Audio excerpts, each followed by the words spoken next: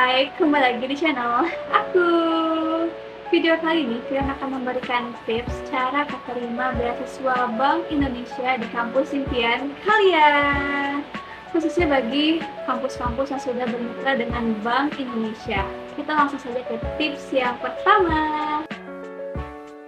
Untuk tips yang pertama, coba kalian pastikan apakah kampus kalian itu sudah bermitra sama program beasiswa Bank Indonesia atau belum. Biasanya akan ada komunitas Genbi atau Generasi Baru Indonesia sebagai wadah penampung para penerima beasiswa Bank Indonesia di kampus kalian. Jadi coba kalian cari tahu apakah sudah ada komunitas Genbi atau belum. Yang kedua adalah pastiin kriteria kalian itu sesuai sama kriteria umum calon penerima beasiswa Bank Indonesia di website mereka ya. Lalu untuk persyaratannya apa aja sih kah? Simak baik-baik. Yang pertama adalah mengisi biodata form A1. Untuk contoh formatnya bisa kalian lihat gambar ini.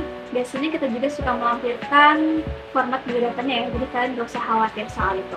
Yang kedua adalah pastinya melampirkan KTP sama KTM kalian.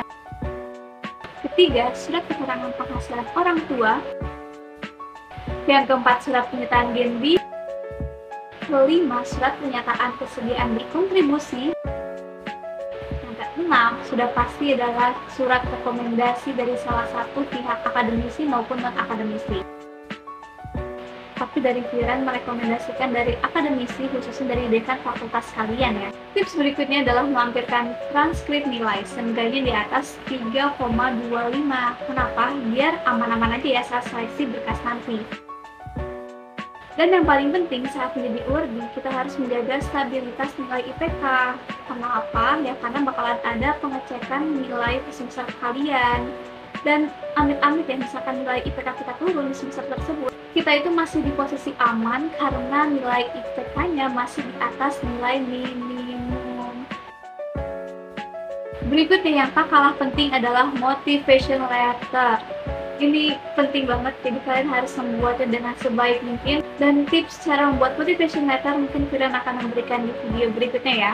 Langsung ke tahap berikutnya, jika kalian lolos seleksi pemberkasan, akan ada tahapan wawancara. Setiap kampus, kebijakan atau alur penerimaan beasiswa bisa berbeda-beda ya, jadi coba kalian cari tahu alur penerimaan beasiswa di kampus kalian. Tapi di Unsika sendiri yang Firan alami di tahun kemarin, itu cuma ada 2 tahapan, yaitu pemberkasan dan juga wawancara. Untuk teknis wawancara ini ada 2, yaitu offline dan juga online. Tapi waktu kemarin, Firan secara online yang berhubung pandemi, itu juga laksanakan secara panel melalui video call WhatsApp selama 30 menit prestasinya. Jadi ada 5 orang per panelnya. Pewawancaranya siapa sih kak? Pewawancaranya udah pasti dari pihak BI-nya sendiri.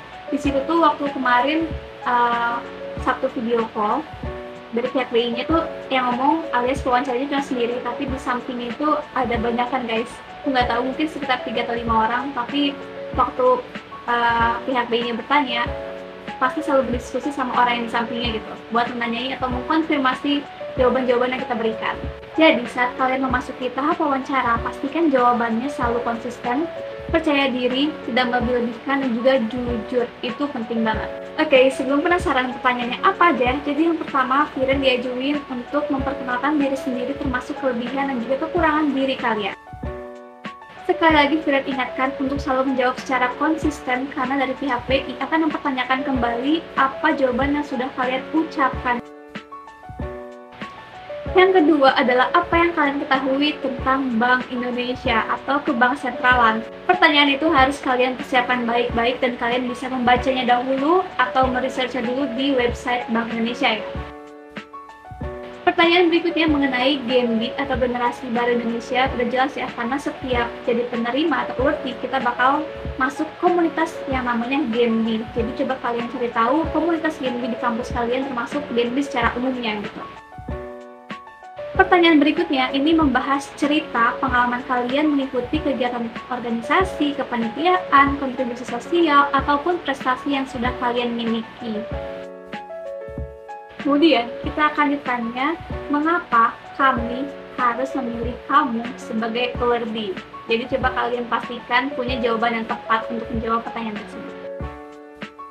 disambung sama pertanyaan berhubungan dengan peran dan juga motivasi kalian mengikuti beasiswa Bank Indonesia. Terkait peran, ini berhubungan dengan Genbi atau komunitas di kampus kalian saat kalian jadi awardee. Jadi peran apa sih yang bisa kalian berikan kepada Genbi saat kalian diterima?